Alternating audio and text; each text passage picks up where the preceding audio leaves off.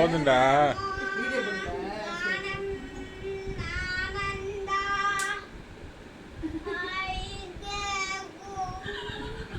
அடாடா பப்பி எப்ப குழந்தைமா மாட்டுச்சு. நீங்க பாட்டு மூஞ்சி மூஞ்சி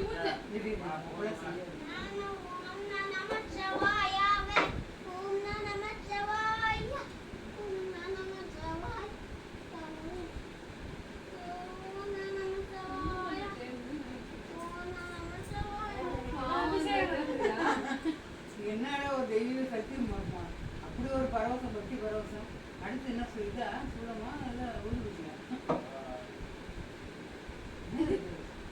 என்னடா நாம போறோம். அடுத்து அந்த குச்சி எடுத்து பார்த்து கண்ண முடியும்.